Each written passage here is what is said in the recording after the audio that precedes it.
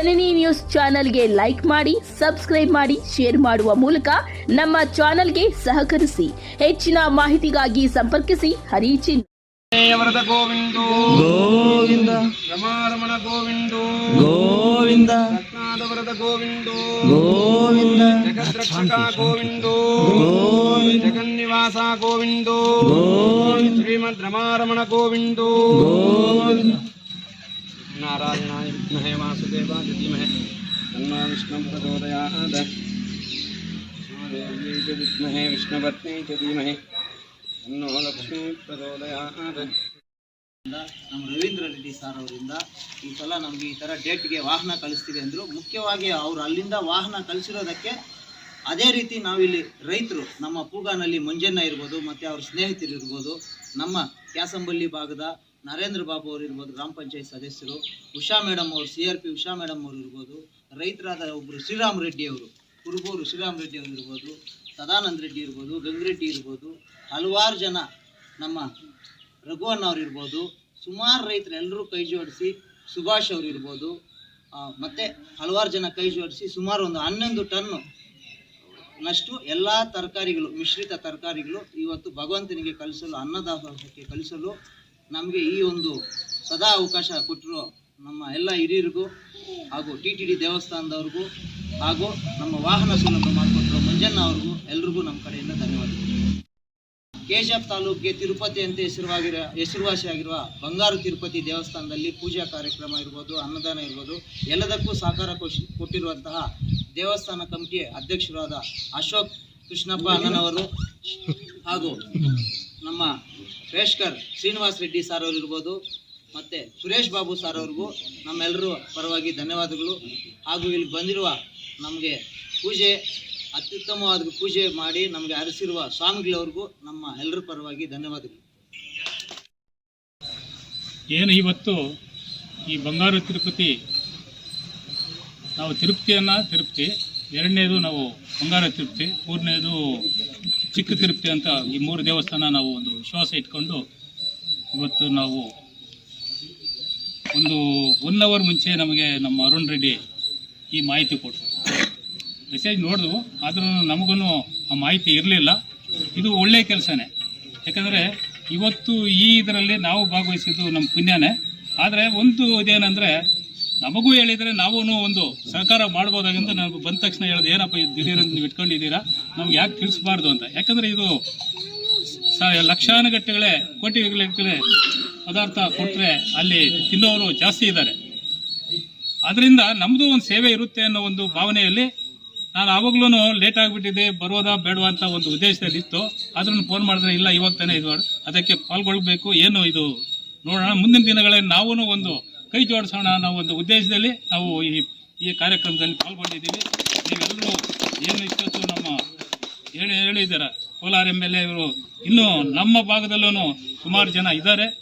ಈ ಮುಂದಿನ ದಿನಗಳಲ್ಲೂ ನಾವು ಏನೋ ಒಂದು ತಿಂಗಳು ಮುಂಚೆ ಅಂತ ಹೇಳಿದ್ದೀರಾ, ಅದು ನಾವೂ ಒಂದು ವ್ಯವಸ್ಥೆ ಮಾಡೋಕ್ಕೆ ನಾವು ಒಂದು ಪ್ರಯತ್ನ ಮಾಡಿ ಒಂದು ಲಾರಿ ತರಿಸ್ಕೊಂಡು ಈ ತರಕಾರಿ ಕಳಿಸೋ ಕಾರ್ಯಕ್ರಮನ ನಾವು ಒಂದು ಹಮ್ಮಿಕೊಳ್ಳೋಣ. ನಮ್ಮ KGF ಅಲ್ಲಿ ವೆಂಕಟೇಶ್ವರ ಟೆಂಪಲ್ ಇದೆ, ಯರ್ನಾಗನಹಳ್ಳಿ ಮುಜರಾಯಿತಿ ದೇವಸ್ಥಾನ ವೆಂಕಟೇಶ್ವರ ಟೆಂಪಲ್ ಇದೆ, ನಮ್ಮ ಊರಲ್ಲೂ ಎಲ್ಲ ಸೇರಿ ಆ ತೋಟಗಳಲ್ಲಿ ಒಂದು ಕಲೆಕ್ಟ್ ಮಾಡಿ ಒಂದು ಮುಂದಿನ ದಿನಗಳಲ್ಲಿ ಕಳಿಸೋಣ ಅಂತ ಒಂದು ನಮಗೂ ಒಂದು ಇಲ್ಲಿ ನೋಡಿದ ತಕ್ಷಣ ನಮಗೂ ಒಂದು ಇನ್ಫಾರ್ಮೇಷನ್ ಬಂದಿದೆ ಒಬ್ಬರಿಂದ ಒಬ್ಬರಿಗೆ. ಯಾಕಂದರೆ ಕೋಲಾರ MLA ಇವರು ನೀವೆಲ್ಲ ಮಾಡ್ತಾಯಿದ್ರಿ, ಇವಾಗ ನಮ್ಮವ್ರನ್ನ ಇಲ್ಲಿ ಕರೆಸಿದ್ದಾರೆ. ನಮ್ಮ ತಾಲೂಕಲ್ಲಿ ಮಂಜು ಆಗ್ಬೋದು, ಅರುಣ್ ಆಗ್ಬೋದು, ಅಭಿ ಇವರೆಲ್ಲ ಬಂದು ಮುಂದಿನ ದಿನಗಳಲ್ಲೂ ಇನ್ನೊಂದಷ್ಟು ಜನ ಕೈ ಜೋಡಿಸಿದ್ರೆ ಇನ್ನೂ ನಮ್ಮದು ಹಿಂದುತ್ವನೂ ಉಳಿಯುತ್ತೆ, ನಮ್ಮ ಧರ್ಮನೂ ಒಂದು ಇರುತ್ತೆ ಅನ್ನೋ ಒಂದು ಉದ್ದೇಶದಲ್ಲಿ ಇವತ್ತು ನನಗೂ ನಾವು ಈ ಅವಕಾಶ ಕೊಟ್ಟಿದ್ದಕ್ಕೆ ತಮ್ಮೆಲ್ಲರಿಗೂ ಹೊಂದಿಸಿ ನಮ್ಮ ಮಾತು ಮುಗಿಸ್ತಾ ಇದ್ದೀನಿ.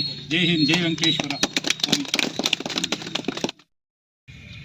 ఈరోజు చాలా మంచి శుభదినం అనుకుంటున్నాను నేను. ఎందుకంటే మేము దాదాపు 3 స్టేట్లకి వెజిటేబుల్గా తిరుమల తిరుపతి దేవస్థానానికి కావాలంటే ఫస్ట్ ఫోను ఎమర్జెన్సీ కానీ బ్రహ్మోత్సవాలు అయిపోయి ఎంత పెద్ద మంచి కార్యక్రమం ఫస్ట్ ఫోను మాకే చేసి మాకు అంటే వెంటనే చెప్పిన వెంటనే వెజిటేబుల్ ఎన్ని టన్నులైనా ఎన్ని లారీలైనా మేము పంపించేటువంటి శక్తి మీలాంటి భక్తులు సహకారం నాకు ఉన్నది కాబట్టి ఆ సహకారంతో నేను తిరుమలకి అన్నదానానికి పంపిస్తూ ఉంటాను.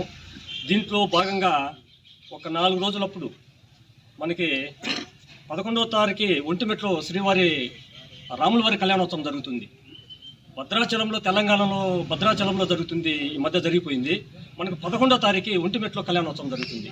ఆ రోజుకి దాదాపు ఒక 7 లక్షల మంది వస్తున్నారు ఆ కళ్యాణోత్సవానికి. రాష్ట్రపతి, రాష్ట్ర గవర్నరు, సీఎం ఇంతమంది వస్తున్నారు ఈ కళ్యాణోత్సవానికి.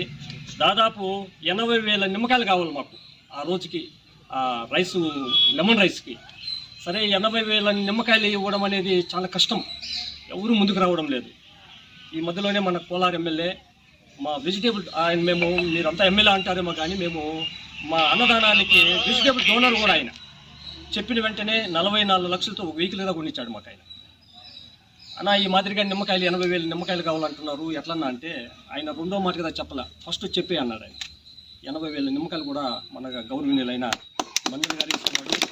ఆయన శ్రీవారి భక్తుడు కూడా. ఆయన మేము ఎప్పుడు శ్రీవారి భక్తుడే అంటాం. ఆయన వెజిటేబుల్ డోనర్ కూడా. మాకు ఎమర్జెన్సీలో ఎవరు లోటు ఇవ్వలేదంటే మంజన్నకు ఒక మాట చెప్పేస్తాడు. మాకు ఎక్కడికి తెప్పిస్తాడో తెలియదు, పలానా తాగుపోండి, మీరు వేసుకొని పోండి అంటాడు. అట్లాంటి వాడు కూడా మాకు ఈ తిరుమల తిరుపతి దేవస్థానం వెజిటేబుల్ డోనర్గా ఉండడం కూడా మాకు అదృష్టంగా ఉన్నది. ఈ లోటు రావడానికి కారణము నవీన్ అన్న. నాకు మంజన్న చెప్పిన వెంటనే నవీన్ అన్న నాకు ఫోన్ చేయడము, అట్లే మన మంజన్న కానీ అరుణ్ అన్న నిజంగానే శ్రీవారి భక్తుడే. ఇప్పుడు మాకు ఇంకా ఈ మంజన్న కానీ అరుణ్ రెడ్డి వీళ్ళు నిజంగానే శ్రీవారి భక్తులు. ఇంకా వీళ్ళు మాతో పాటుగా నడాల్సిందే వీళ్ళిద్దరు కూడా. ఎప్పుడైనా మీకు అవసరం ఉంటే అన్నకు చెప్పినారంటే మీకు వెజిటేబుల్ మేము ఇస్తామంటే అన్నకు చెప్తే మేము 1 నెలకు ముందే చెప్పాలి. మాకు కూడా చెప్పిన వెంటనే మేము రెడీ చేసి ఈ ఏరియాలో ఇంత జనం రావడము చాలా నాకు సంతోషం అవుతా ఉంది.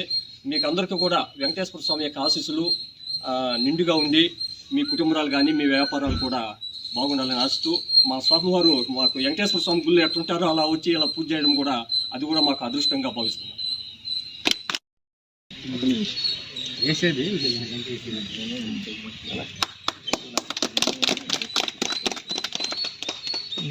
ఫోటోగా తీసుకోండి.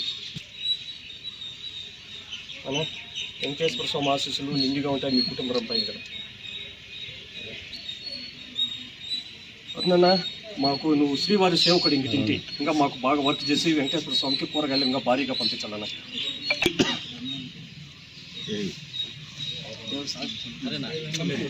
లేదు సార్,